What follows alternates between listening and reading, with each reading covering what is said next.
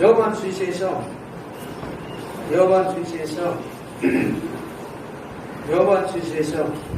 1ஆம் அதிகாரம் 12ஐயும் 13ஐயும் மைக்கிறவர்கள் வாசிப்போம்.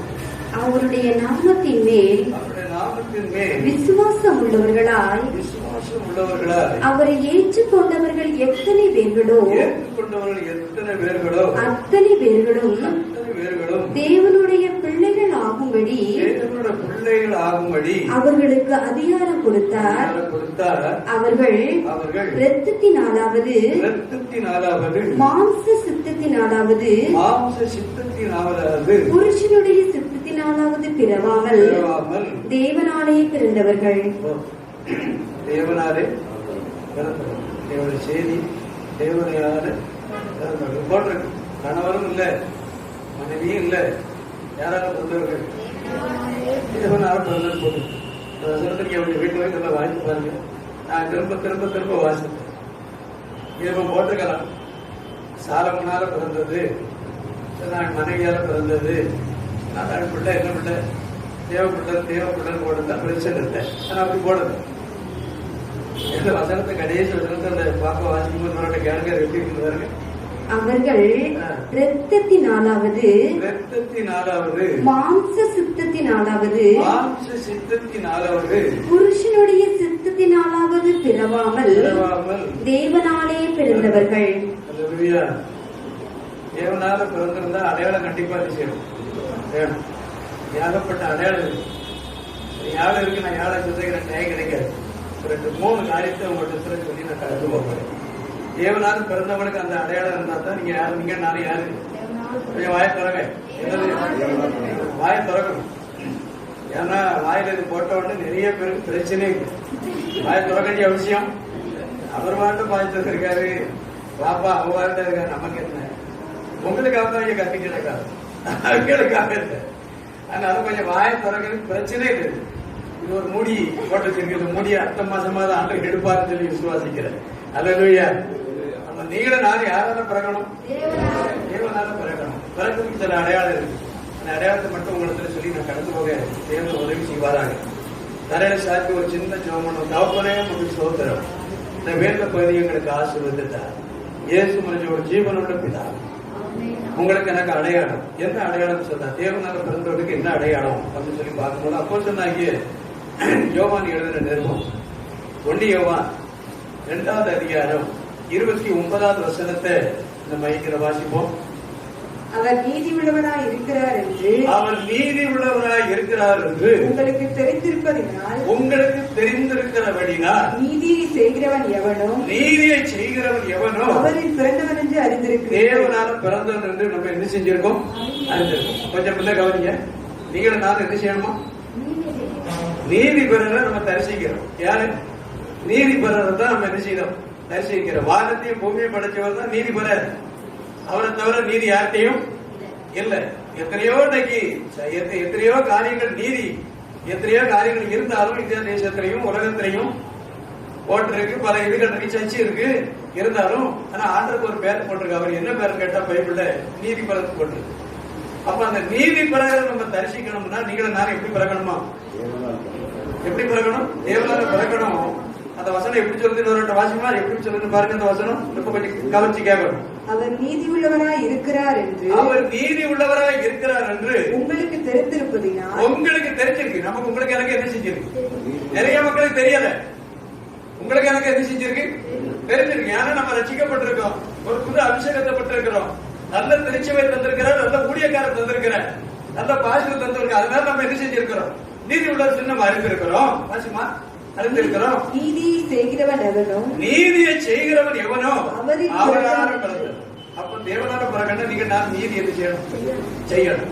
வேதம் சொல்லுகிறது, முதலாவது தேவனுடைய ராஜ்யத்தையும் நீதிகளை தேடுகிறவங்க எல்லாம் கொடுக்கப்படும். அப்ப தேவனுடைய ராஜ்யத்தை தேடுறவங்களுக்கு தான் என்ன செய்ய, நீதியில பிறக்க முடியும். நீதிங்கிறது ஒரு மனுஷங்கிட்ட அநீதி இல்லாத ஒரு வாழ்க்கை, ஒரு மனுஷிட்ட அநீதி இல்லாத வாழ்க்கைக்கு பேர் தான் நீதி. அந்த நீதியை உங்களுக்கு எனக்கு ஆண்டு தந்திருக்கிற. நம்ம பயில வாசிக்கிறோம், நிறைய காலத்தை கத்துக் கொடுத்தோம். சில நேரம் வழி கொடுத்தாலும் சில நேரம் எதிர்த்துக்கிறோம்.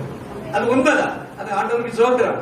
ஆனாலும் இந்த நீதியில நடக்கிறதுக்கு நம்ம கொஞ்சம் என்ன செய்யணும், பிரயாசப்பட்டதான் அதனுடைய பலத்தை நம்ம என்ன செய்ய முடியும், நம்ம பெற்றுக்கொள்ள முடியும், அந்த பலத்தை நம்ம வளர முடியும். அப்ப நீங்களும் நானும் இந்த நீதிபதியை தரிசிக்கிறதுனால நம்ம வாழ்க்கை தரத்துல நீதி என்ன செய்யணும், இருக்கணும். உங்களை பார்த்து என்னை பார்த்து ஒரு மனுஷனோ மனுஷியோ நல்ல ஒரு சமுதாயமோ நம்மகிட்ட நீதி இருக்குது அவங்க என்ன செய்யணும், உணரக்கூடிய அளவுல நம்ம வாழ்க்கை தர ஸ்ட்ராங்கா இருக்கும். அவங்களுக்கு யாருன்னு கேட்டா அதுக்கு அடையாளம் என்னன்னு கேட்டா ஏசப்பா பிள்ளைன்னு அர்த்தம். என்ன பிள்ளை சொல்லுங்க, ஏசப்பா பிள்ளைன்னு அர்த்தம். ரெண்டாவதாக உங்களுக்கு எனக்கு என்ன அடையாளம் இருக்குன்னு சொல்லி போடப்பட்டிருக்கு. ஜலசேரன் சொல்லிட்டு முடிச்சுட்டு போற அப்ப சொன்ன ஐயா அதே யோவான் எழுதின இருக்கும் 1 யோவான் 4வது அதிகாரம் 7வது வசனத்தை வாசிக்க. பிரியமானவர்களே, ஒருவரில் ஒருவர் அன்பாய் இருக்க கடவோ. ஏனெனில் அன்பு தேவனால் உண்டாயிருக்கிறது. அன்புள்ள எவனும் தேவனால் பிறந்து. ரெண்டாவது என்னன்னு கேட்டா அன்பு இருந்தா யாராவது பிறந்திருக்கோமா? கொஞ்சம் பக்கத்துல பார்த்து சொல்லுங்க. அன்பு இருந்தா தேவனால பிறந்திருக்கும். இந்த அன்பு தான் இன்னைக்கு நிறைய பேர்ட்ட என்ன செய்யுது, இது கடையிலே வாங்க முடியாது. திருநெல்வேலியில வாங்க முடியும்னா வாங்கிடலாம். திருநெல்வேலியை விட்டு ஒரு பம்பாய் போய் வாங்கினாலும் வாங்கிடலாம். பணம் இருக்கவங்க போய் வாங்கிட்டு வந்துருவாங்க. இது வாங்க முடியாது, இது வாங்க எரிச்சு முடியாது. ஏன் அப்படின்னு கேட்டா அன்பு சாதாரணமா எரிச்சியாது, கிடைக்காது. நீங்க வேணா பாருங்க, செபித்த உடனே இந்த அன்பு வராது. வேதத்தை வாசித்த உடனே இந்த அன்பு எரிச்சியாது. சாரமான பிரசங்கம் பண்ண உடனே இந்த அன்பு வராது. புதிச்சு உங்கள்கிட்ட அதிக பாசம் பேசின உடனே எனக்கு அன்பு எரிச்சியாது, வராது. எவ்வளவு தண்டி ஊழியத்தை நான் செய்து ஏகப்பட்ட லட்சக்கணக்கான மக்களை கூட்டினா அந்த அன்பு எரிச்சியாது, வராது. அப்ப எப்படி பிறந்த இந்த அன்பு வரும் அப்படின்னு கேட்டா, கர்வாரி சிறுவையில 2 கையில ஆணிகள் கடாப்பட்டவரை பார்த்து, அவர் சதுரத்தை கிழிக்கப்பட்டதை பார்த்து, செருசுல முள்முடி சூட்டப்பட்டதை பார்த்து, அவர் ரத்தம் சிந்தினதை தியானித்து சிந்திக்கும் போது இந்த அன்பு கிடைக்கும். கைகளை தட்டி கர்த்தர் வையப்பட்டு.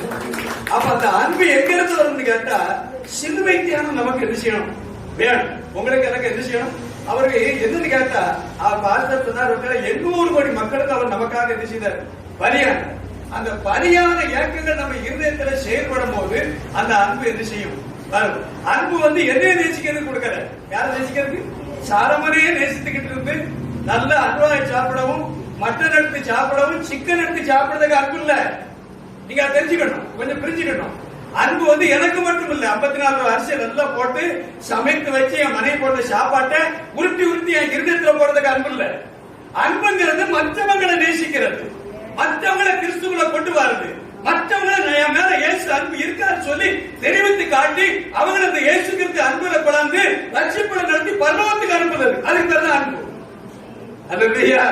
அந்த அன்பு உங்கள்கிட்ட இருக்கான்னு சொல்லி பாருங்க. பகைப்புண்ட யாராவது பார்த்து நம்மளை பார்த்து யார் நிறைய பேரு என்ன பேரு, அன்பு மாமா அந்த சரம் அதுக்கும் சம்மந்தமே இல்லை. அன்பு போய் விஜய காலத்துல போய் டிவில உட்கார்ந்து சாயங்காலம் வரைக்கும் பார்க்கணும். அதான் அன்பு. அதான் என்னது, விடிய காலத்துல இருந்து சாயங்காலத்தோட சட்டா போய் தூக்கி வச்சுட்டு சில விடிய மாதிரி வெளியே நடமாடும் போது இப்படியே தான் போகுது. பஸ் கிஸ்ல மோதானா அதுக்கு தெரியாது, சைக்கிள மோதும் தெரியாது, அது வாழ வச்சுட்டு போகுது. அதோட அன்பு.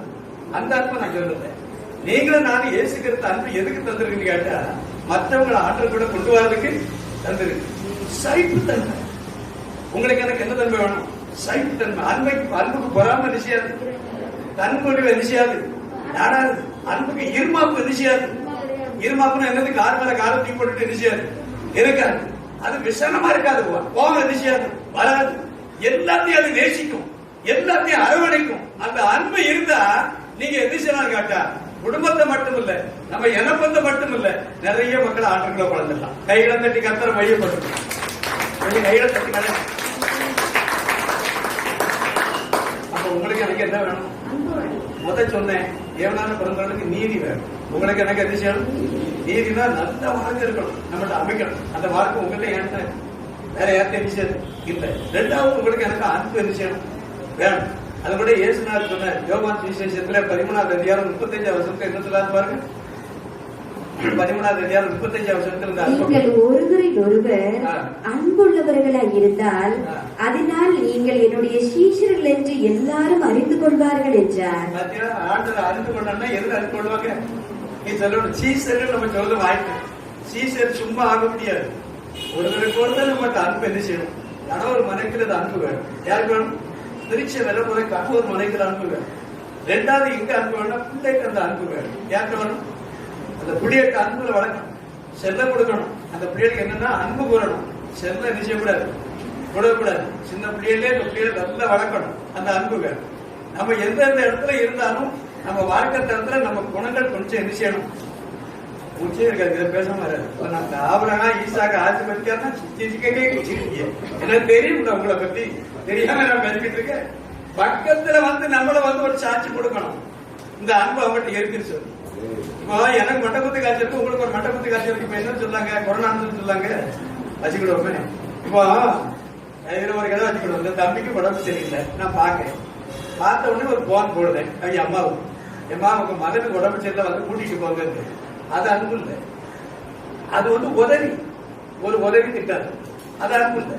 இவருக்கு ஒரு காய்ச்சலை பார்த்த உடனே என்னால விடிஞ்ச அளவுல என் வண்டியில தூக்கி வச்சு என்னால எனக்கு என்ன உதவி செய்யணும் செய்து அதுக்குரிய டாக்டரை பார்த்து பணம் இருந்தா அதுக்குரிய பணத்தை போட்டு செலவழிக்கிறதுக்கு பேர் தான் என்னது, அன்பு. உதவி திட்டத்தை அவர் எதிர்பார்க்கல. அன்புங்கிறது என்னது, என்ன எந்த அளவுல நேசிக்கிறோம் அதே மாதிரி என் தம்பியை நான் நேசிக்கணும். எந்த அளவுல என்ன நேசிக்கிறேனும் என் மனைவியை நேசிக்கணும். எந்த அளவுல என்ன நேசிக்கணும் என் புடிகளை நேசிக்கணும். எந்த அளவுல என்ன நேசிக்கணும் திருச்சி மக்களை நேசிக்கணும். அதான் என்னது அன்பு, மாயமில்லாத அன்பு. என்ன அன்பு, மாயம் இருக்க அன்பு வந்து ஒரு நொடிக்கு வரைக்கும் மாறும். ஆமா, சில பேர் கோவம் வரும்போது பாக்கலாம், நீங்க போட்டவரை பார்க்கணும். தெரியா, நீங்க போய் கண்ணாடி முன்ன நின்றுக்கிட்டு உங்க கோவம் வரும்போது நீங்க பேசினா நான் நம்பர் சாத்தா யாருதான். அதான் கோவம் வருது பார்த்தீங்களா, வீட்டுல சண்டை வருதுல, எரிச்சல் வருதுல, அந்த நேரத்தில் நீங்க வீட்டுல போட்டுக்க கண்ணாடி உங்க முகத்தை பாருங்க, அதான் சாத்தா. அதே யாரு, ஒன்னா நம்பர் சாத்தா. அன்பு இருக்கணும். அன்பு இருந்தா என்னது, எந்த கோபம் வந்தாலும் என்ன பிரச்சனை வந்தாலும் ரொம்ப தெளிவா இருக்கு. விளையாட்டுக்கு நான் சொல்லல, சேலத்துக்கு போயிருந்தேன் ஊழியத்துக்கு, நானும் தர்மராஜனுக்கு போயிருந்தோம். அப்போ ஒரு ஞாயிற்றுக்கிழமை சேரி கண்டவும் கொடுக்கட்டே இருந்தது. அப்ப அவர் முதல் கொடுத்துட்டு நான் கொடுக்கக்கூடிய சேரி கொடுக்கறதுக்கு வந்துட்டாரு. ஏன்னா முன்ன கட்டி 6ஆம் மணி வந்துட்டாரு. அப்ப நான் சொன்னேன், நீங்க பேசுங்க.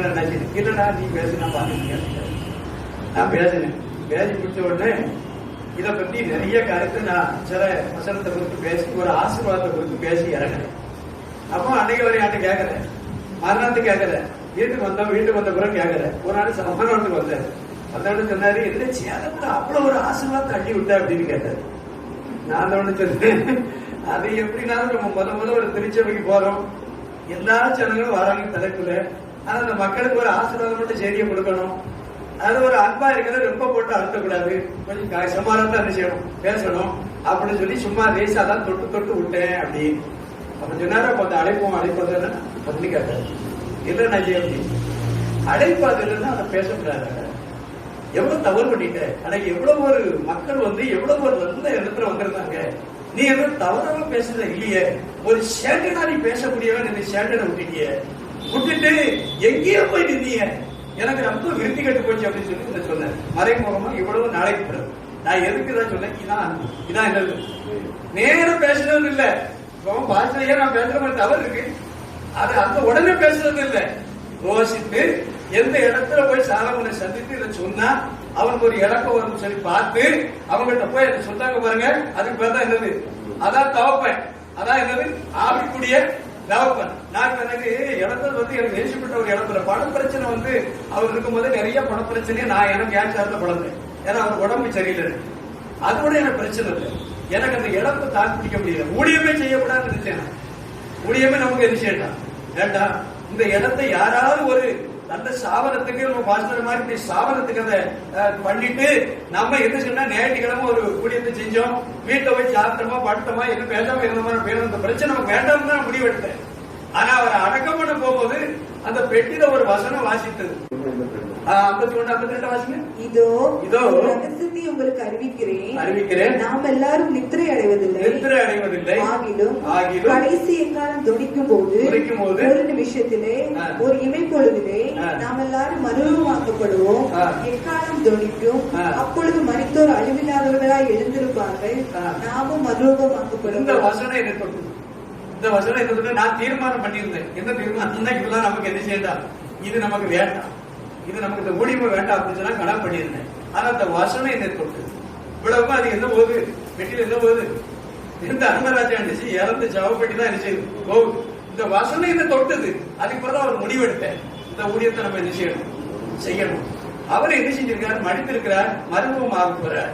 நம்ம அவரை என்ன செய்ய போறோம், கண்டாரு ஒரு நாளைக்கு பார்க்க போறேன். நான் வைக்கிறதுக்கு பேசுறேன், 16 வருஷம் முடிஞ்சு செஞ்சிருக்கேன். அந்த மாதிரி ஒரு அன்பு அவர்த்த மாதிரி வேற ஆட்டம் நான் பார்க்கிறேன். இங்க தப்பா நினைச்சிருப்பேன். எதுக்கு நேரம் நம்ம வைக்கிறதுக்கு நான் பேசுறேன். என்னைய தட்டி விட்டு இந்த 16 வருஷத்துல ஒரு நல்ல மனுஷனா திருப்பி குழந்த ஒரு மனுஷன் தான் அவர். பெரிய மோசமானவன் நான். அன்புங்கிறதுக்கு எனக்கு சம்பந்தம் கிடையாது. அந்த மாதிரி வாழ்ந்தவன். அந்த அளவுல ஒரு திருத்தி நல்ல மனுஷனா அந்த ஊழியத்துல உருவாக்கி குழந்த ஒரு பொறுப்பு முதல் இயேசுநாதருக்கு சேர்ந்தாலும் 2000 மனுஷனுக்கு சேர். அதே மாதிரிதான் உங்க பாஸ்டர் நான் சில காரியத்தை அப்புறம் அவன் கேட்கிறேன், இதை செய்யலாமா செய்யக்கூடாதா அப்படிங்கறத அவர் சாணத்தை விட்டு இந்த சாணத்துக்கு வந்திருக்கேன். உங்க பாஸ்டர் தான் கேட்க, இதை செய்யலாமா செய்யக்கூடாதா, இந்த பாஸ்டர் இதை செய்யலாமா, இந்த முடிவு எடுக்க கூடாதா அப்படின்னு கேட்க, அவர் பொறுத்து அந்த காரியத்தை சொல்றது நல்லாரு. அல்லேலூயா. அப்போ உங்களுக்கு எனக்கு என்னன்னு கேட்டா, இயேசுக்கு இருந்த அன்புல எது செய்யணும், வளரணும். வீட்டுல அன்பு இருந்து பிரயோஜனம் கிடையாது. உங்க கணவர் பார்த்து கேட்கணும், என் மனைவி மாதிரி ஒரு அன்புள்ளவளை நான் பார்த்தது இப்பதான் நீங்க தனியை கிடதிக்க வரீங்க, இவ்வளவு நேரம் கரெக்டா இருந்திருக்கீங்க. உங்க கணவர் சொல்லணும், என்ன என் மனைவி மாதிரி ஒரு அன்புள்ளவரை நான் பார்த்தது இல்லை. உங்க மனைவி சொல்லணும், என் கணவரை மாதிரி ஒரு அன்புள்ள கணவரை நான் பார்த்தது இல்ல. எந்த விஷயத்திலையும் ஐயா விட்டு கொடுக்க மாட்டாங்க, எனக்கு துணையா இருப்பாங்க. என்ன சூழ்நிலை வரட்டுமே அந்த ஸ்டாண்டில் நின்று என்ன கொண்டாடும். அதான் அன்பு. அந்த அன்பு இருந்தா தான் நீங்க யாரு ஆயிரத்தவங்க இல்லைன்னா இன்னொரு ஆளுக்கு ஏதோ சாத்தா நம்ம மேல இருந்துக்கிட்டு அர்த்தம். நம்ம குணங்களை என்ன செய்யணும். ஆனா மூணாவதாக அவர் காரணம் மட்டும் சொல்லி முடிக்க ஆசைப்படுது. மூணாவதாக அதே அப்போஸ்தலனாகிய யோவான் எழுதின நிருபம் 1 யோவான் 5வது அதிகாரம் 1-4 வரை வாசிங்க. இயேசுவானவரே கிறிஸ்து என்று விசுவாசிக்கிற எவனும் தேவனால் பிறந்திருக்கிறான், பிறப்பித்தவரிடத்தில் அன்பு கூறுகிற எவனும். இதுக்கு அடுத்து எல்லா வசனத்தை வாசிங்க. இதுக்கு அடுத்து வாசிக்கணும். நீங்க வீட்டுல வாசிக்க ஒரே குறிப்பு மட்டும் சொல்லுது. எது சொல்றது? விசுவாசத்தலா பிறந்தவன் தேவன். என்ன வேணுமோ உங்களுக்கு எனக்கும் விசுவாசங்கிறது எதுக்கு நீங்க தான் சொல்லணும். விசுவாசங்கிறது எதுக்கு, விசுவாசம் எதுக்கு நீங்க சொல்லுங்க. விசுவாசத்தை பத்தி நல்லா சொல்லணும். என்ன நமக்கு விசுவாசத்தை ஆண்டு எது கொடுத்திருக்காரு, நீங்க நானும் விலகினமான வார்த்தையை பேசக்கூடாது. என்ன செய்யக்கூடாது, விலகினமான நான் சொன்னேன் பத்தியில அந்த வார்த்தை நம்ம இருதயத்தில் என்ன செய்யக்கூடாது, வரக்கூடாது. யாரை கேட்டா கண்டிப்பா ஒரு மனுஷன் பிறந்தா இறப்பு நிச்சயமா நிச்சயம் இருக்கு. அது எத்தனை வயசுங்கிறது நம்ம தெரியாது. அது என்ன மரணம் வருங்கிறது என்ன செய்யாது தெரியாது. சாலமன் எப்படி மடிக்க போறாங்க தெரியாது. எனக்கு வயசு 61, நாளை பிறந்தது இப்ப வீட்டுக்கு போகிற பிறந்தது எனக்கு தெரியாது. ஆனா மரணம் என் காலத்துல இல்ல. ஆனா உங்களுக்கு எனக்கு என்னன்னு கேட்டா விசுவாசம் வேணும். விசுவாசங்கிறது என்னன்னு கேட்டா வேதவசனத்தை கேட்கத்தான் நிச்சயம். சும்மா விசுவாசம் என்ன செய்யாது. நீங்க ஊழியக்காரர்கிட்ட கையை வச்ச உடனே விசுவாசம் வராது. எங்க போனாலும் விசுவாசம் வராது. விசுவாசம் எங்க வரும்னு கேட்டா நேர்பட இருந்து பைபிள வாசிக்கத்தான் என்ன செய்யும், விசுவாசம் வரும். அந்த விசுவாசம் எப்படி இருக்குன்னு கேட்டா மலைகளை பேர்க்கக்கூடிய அளவுல இருக்கும். உங்க விசுவாசம் ரொம்ப இருக்காது, மலைகளை பிளந்துடும். அந்த அளவுல மலை மாதிரி வர பிரச்சனை, மலை மாதிரி வர சூழ்நிலை, நம்ம குடும்பத்துல வர குழப்பம், நம்ம குடும்பத்துல வர பிரச்சனை, நம்ம குடும்பத்துல இருக்கிற வர சூழ்நிலைகளை ஏற்படுறதுக்கு பேர் தான் என்னது, விசுவாசம். அப்ப அந்த விசுவாசத்தை என்னன்னு கேட்டா பைபிள நல்லா என்ன செய்யணும், தெரிஞ்ச சர்க்கிட்ட வாசிக்கணும். தெரியாத என்ன செய்யக்கூடாது, வாசிக்க கூடாது. நீங்க எசைக்கிறதுக்கு தெரிஞ்சு 40 49 47 முடியுது. அதை கொஞ்சம் வாய்ப்பினா குழப்பமே நிச்சயம். ஆண்டு அங்க நூலை எடுத்துட்டு போறாருங்க, இங்க எடுத்துட்டு போறாருங்க, அங்க நூலை விடுதாருங்க. அது ஏகப்பட்ட ரகசியம் இருக்கு. ஆனா நம்ம மண்டையில தெரிஞ்சு யாரா நீங்க வேணா வீட்டை வாழ்த்து பாருங்க. அந்த நூலை அங்க எடுத்துட்டு பாரு, சரி நாளை பாக்கணும் அப்படின்னு கூட்டத்தான் செய்யணும். அப்ப தெரிஞ்ச சர்க்கிட்ட என்ன செய்யணும், வாசிக்கணும். அந்த வசனம் என்ன செய்யணும் கேட்டா உங்க இருதயத்துல தங்கணும். ஒரு அதிகாரத்தை வாசித்தாலும் அந்த வசனம் இருதயத்துல தங்கணும். ஒரு வசனமா தங்கணும். அந்த வசனம் விடிய காலத்துல இருந்து சாயங்காலத்துல நீங்க என்ன தொழில் பார்த்தாலும் அது உங்க இருதயத்துல வந்துகிட்டே இருக்கணும். அப்பதான் உங்களுக்கு விசுவாசம் உண்டாகும். வந்துகிட்டே இருக்கணும். எந்த நேரத்திலே அந்த விசுவாசம் வரணும்னா அது இருதயத்துல இருந்துகிட்டு இருக்கணும். அதை தியானிச்சுக்கிட்டு இருக்கணும், சிந்திச்சுக்கிட்டு இருக்கணும். அந்த செயல்பாடு நீங்க என்ன தொழிலும் பார்க்கலாம். நீங்க என்ன தொழில் பார்த்தாலும் அப்படி இருந்துட்டு இருந்தா உங்க இருதயத்துல மிஷின் ரிப்பேர் செய்யாது, வராது, ரிப்பேர் ஆகாது. அப்படி ரிப்பேர் ஆகுனா பரலோகத்துல முதல் ஆளா என்ன செய்ய இருப்பிய. பரலோகத்துல 4 காரியத்தை போட்டிருக்கு. சீயோன்னு போட்டிருக்கு, புதிய வானம்னு போட்டிருக்கு, புதிய பூமின்னு போட்டிருக்கு, எருசலேம்னு போட்டிருக்கு, தேவனில் இருக்கக்கூடிய 1000 அரசாட்சின்னு போட்டிருக்கு. எதுல போறோமோ நமக்கு தெரியாது. ஆனா அறவர விசுவாசினா அங்க போய் சேராது. எங்க சேராது, புதிய பூமியில இருக்கும். எங்க இருக்கும், புதிய பூமினா பூமி. அப்ப பூமியில இருக்கும். வெளிச்சம் மட்டும் என்ன செய்யும், ஏசுநாதரை பார்க்க முடியாது. என்ன இருக்கும், வெளிச்சம் மட்டும் இருக்கும். அப்படித்தான் பைபிள்ல நிறைய ஆராய்ச்சி பண்ணி படிக்கும் போது தெரியுது. அதுல வெளிச்சம் மட்டும் தான் இருக்கும். சீயோன் என்னது, நாசம் பண்ணக்கூடிய இடம். அந்த இடம் நமக்கு என்ன செய்யணும்? கிடைக்கணும். மூணாவது நமக்கு என்ன செய்யணும்? நான் நினைக்கிறேன் நம்ம இதுல இருக்காரு. இப்ப இயேசு வந்தாலும் 1000 அரசாட்சி போயிச்சாரணும். கொஞ்சம் கையில தட்டுக்கிறேன். 1000 அரசாட்சி தான் ஸ்டாண்டர்ட். என்னது ஸ்டாண்டர்ட்? ஆமா, முதலாவது உயிர்த்தெழுந்ததுக்கு பங்குள்ளவர் யாரு? பாக்கியவான். அப்ப நீங்களும் அந்த 1000 அரசாட்சி போனா தான் பல தேசத்தோட நம்ம சுத்தி பார்க்கலாம். எதுக்கு? யோசிப்பு மாதிரி சுத்தி பார்த்து நம்ம தான் நேரத்துக்கு பெரிய செய்யணும். எதுக்குன்னு கேட்டா, சில பேருக்கு நான் கேட்டேன், என்கிட்ட ஒருத்தர் போன வார்த்தை போன் போட்டேன், என்ன பிரதர் எப்படி இருக்கேன்னு கேட்டேன். மூச்சே வரல. 2ஆம் கட்ட போட்டேன், பிரதர் பேசல அப்படின்னு. காய்ச்சல்ல பயங்கரமா படுத்துட்டோம். அது இருக்குது காய்ச்சல்.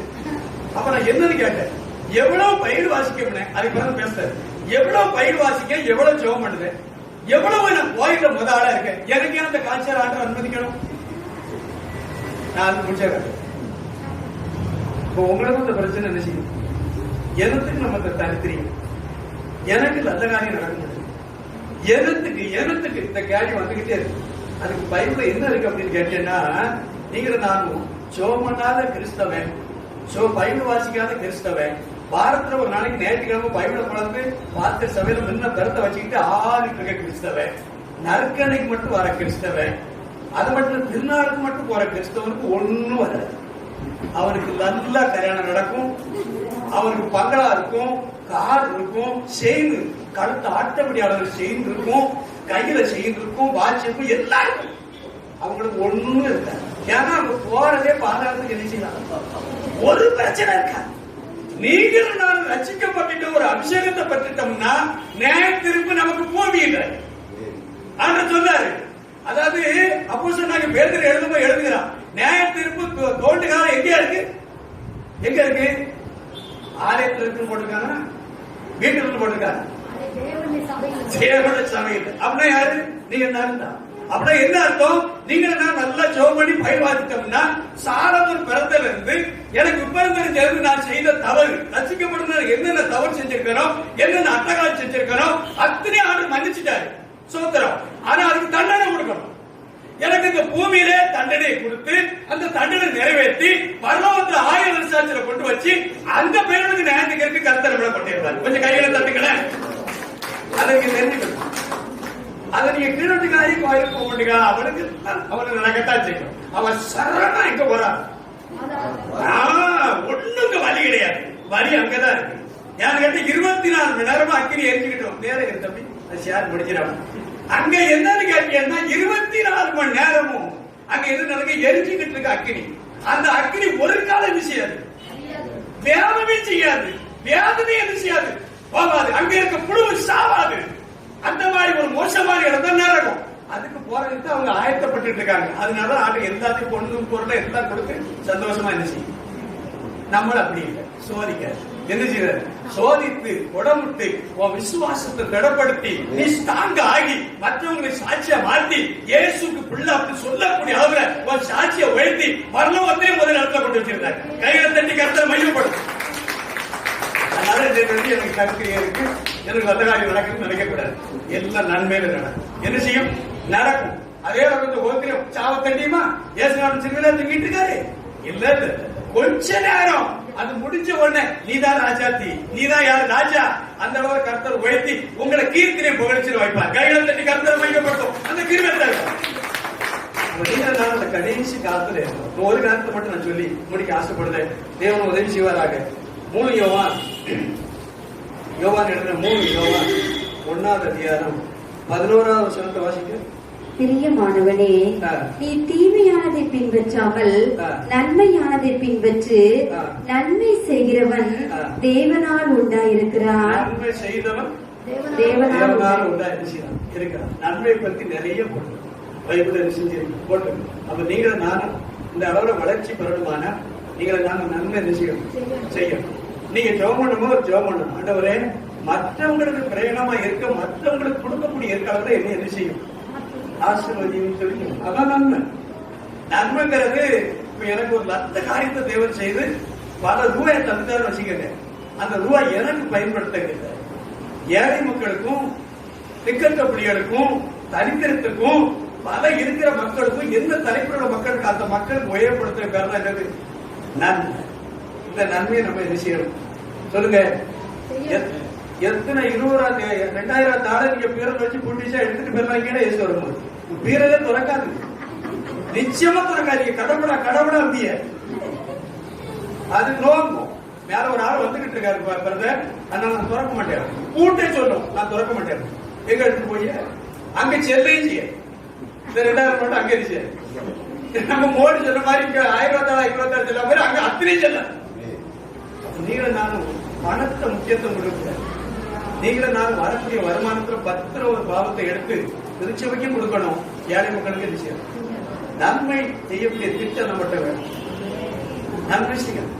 நீங்க தர்மராஜன் நீங்க பாத்தீங்கன்னா ஒரு தியான கூட்டத்துல 2 பேர் போய் உட்கார்ந்து தியான கூட்டத்துக்கு எவ்வளவு வேணும் முடியாத சொல்லுவாங்க. தியான கூட்டத்துல உட்காரணும். நான் உங்கள்கிட்ட இருந்து சொல்லியிருக்கேன். அந்த தியான கூட்டத்துல உட்காரும் போது என்ன சொன்னாரு அப்படின்னு கேட்டேன். எவ்வளவு ரூபா நினைச்சு வச்சிருக்கேன் அப்படின்னு கேட்டேன். 5 ரூபா ஆனாரு அப்படின்னு. எவ்வளவு எனக்கு சிறுபானியா இருந்தது. எனக்கு எவ்வளவு ரூபாய் வேணும்? அவர் சடங்கு ஒரு வார்த்தை ஏன் சாமி அவர் பார்க்கக்கூடிய காலத்தை நீ ஏன் போற? அவர் எதை பார்க்கணுமோ பாப்பாரு. இது எதுக்கு உனக்கு? வா முடியுமா? நம்ம 2 பேரும் வேலைக்காரன். அந்த வேலையை மட்டும் இருந்துச்சு. எனக்கு செஞ்ச நேரம் மூளை விளங்குற. என்ன விளங்குறதுன்னா இப்ப இந்த நேரம் 2வது நாள் ஆயிடுது. 2வது நாள் ஆயிடுது 20,000 ரூபாய் வேலை போகும். அந்த நேரத்துல 20,000 ரூபாய் தான் அந்த மட்டன் எடுக்க முடியும். இந்த மனுஷன் இப்படி சொல்லிட்டு இருக்காருன்னு எனக்கு குழப்படி தாங்காத. வீட்டுக்கு போய் நான் வீட்டை விட்டு வெளியே வரேன். என் மகா வந்தான். என் மகா அங்க இருந்து வந்தவன் இந்த தியானப்படத்துக்கு வந்தான். தியானப்படத்துக்கு வந்தா சொன்னா, எப்பா எங்க கடவுள் தந்து விட்டாரு செவ்வாய்க்கு ஒரு காணிக்க, இது அண்ணாச்சி கொண்டு கொடுத்துருக்க அப்படின்னு சொன்னான். நான் பிரிச்சே பார்க்காம அண்ணாச்சி கையில விட்டு கொடுத்தேன். ஒரு காணிக்க மாவு கொடுத்தேன். என் மக்களை கொடுத்து விட்டுக்காரா பாருங்க. அப்ப சொன்னாரு, இந்த காரிக்கு நான் சொல்லிட்டேன்டா ரூபா பெற கொடுக்கலாம், எனக்கு ஆள் அனுப்ப வந்தீங்க, நீங்க அதை கொஞ்சம் பிரிச்சு பாருங்களேன் அப்படின்னு. அது 30,000 எவ்வளவு இருக்கு? அவர் சொன்னாரு, சொன்னேன் அப்படி மண்டைய போட்டு குருட்டிட்டு கிடக்க அவளே இந்த குழந்தை என்ன செய்தான். 10,000 செலவு வச்சுக்கிட்டு யாரும் தந்தாரு. 20,000 அங்க கொடுத்து விட்டுட்டு 10,000 நீ வச்சுக்க, எனக்கு இந்த 5 ரூபா போதும், நீ எரிசி, நீ தான் பணத்துல கொஞ்சம் என்ன செய்யறது பிறப்பிட்டு வர, இதை வச்சுக்கிறது தந்த. எதுக்கு நான் சொல்றது கேட்டா, நன்மை செய்தவங்களுக்கு ரூபா தேவை. அது தேவன் நினைச்சுவார். உங்க இருதயம் மட்டும் சரியா இருந்தா அந்த இடத்துல உள்ள நாள் இருந்திருக்காரு. இடத்தை பத்தி அவருக்கு ஆசை வந்தது கிடையாது. அந்த இடத்துல உள்ள காரியத்தை பத்தி அவருக்கு ஆசை வந்தது கிடையாது. ஒரு நாள் ஆண்டு வந்து சொன்னாரு, அவரே தான் டெஸ்ட்ல சேர்த்திருக்காரு, நான் போகல. என்னை கூப்பிட்டாரு, நான் மாட்டேன்.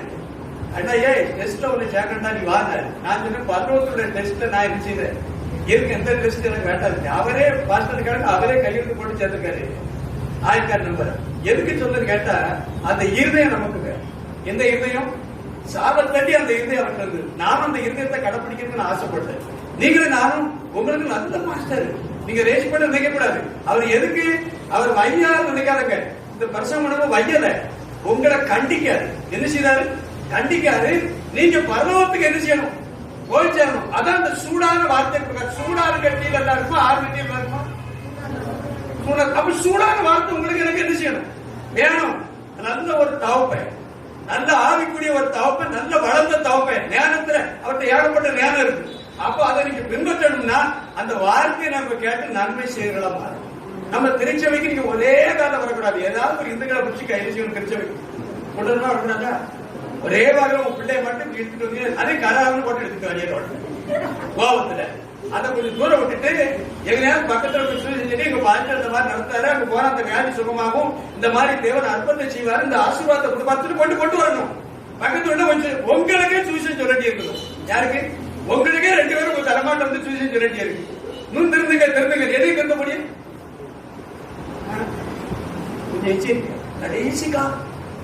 கடைசி காலத்துல 4 நேரத்தை மட்டும் தேவனான பிறந்தவங்க யாரும் பிறக்கிறவங்க? 2வது, 3வது, 4வது நன்மை செய்ய தேவன ஜோமண்டமா இருந்த வாங்கல பிறட சாய்த்து ஒரே விஷயத்துல பாசன கையில கொடுத்துருவோம். வாயை திறந்து நம்ம செபிக்கிறோம். வாயை திறந்து ஜோமனுங்க, வாயை திறந்து ஜோமனுங்க. கடைசி காலம், இன்னொரு காலம் வரும்னு நம்ம சொல்ல முடியாது. இயேசு கிறிஸ்துவோட வருகை, ரகசிய வருகை ரொம்ப சமயம். ஆண்டோட வருகை ரொம்ப சமயம். வாயை திறங்க, கொஞ்சம் வாயை திறந்து ஜோமனுங்க. வேற சொல்லப்பட்டிருக்கு, மாம்சத்தால் பிறந்தவன் அல்ல, இரத்தத்தால் பிறந்தவன் அல்ல, தேவனால பிறந்தவன். தேவனால பிறந்தவருக்கு இந்த அடையாளம் தேவை. எனக்கு இந்த 4 அடையாளத்தை தாங்க ஆண்டவரேன்னு சொல்லி கேட்கணும். நீங்கள நானும் நீதியை செய்தவர்களா இருக்கணும். நம்ம வாழ்க்கை தரத்துல நீதி ஒட்டியே வாயப்பட்டு ஜெபம். நீதியில தேவன் விரும்புகிறவர், அவர் நீதி பெற அந்த அளவை வாழ்க்கையில ஒரு வெளிச்சம் உண்டாகட்டும் சொல்லி கேளுங்க. நீதியில ஒரு வெளிச்சம் உண்டாகட்டும் ஆண்டவரே, அந்த வெளிச்சத்துல என் ஆத்மா கடிகூறக்கூடிய அளவுல நீர் என்ன ஆசீர்வதின்னு சொல்லி நீங்க கேட்கணும். இரண்டாவது, நீங்க தானும் தேவ அன்புல நிரப்பப்படணும். அந்த கல்வாரி அன்பு, சிலுவையில் அடிக்கப்பட்ட அன்பு, அந்த கல்வாரி ரத்தம் சிந்தினாரே இயேசுவே, உங்க அன்பு என் இருதயத்துல பெருகட்டுமே. அன்றே எல்லா ஜனங்களை நேசிக்கக்கூடிய அன்பு, எல்லாத்தையும் ஏற்றுக்கொள்ளக்கூடிய அன்பு, மன்னிக்கக்கூடிய அன்பு, விட்டு கொடுக்கக்கூடிய அன்பு என் இருதயத்துல பெருகட்டுமே சொல்லி கேட்கணும். பயத்தோர்த்துக்கள் அந்த அன்பு என் இருதயத்துல பெருகட்டுமே ஆண்டவரே.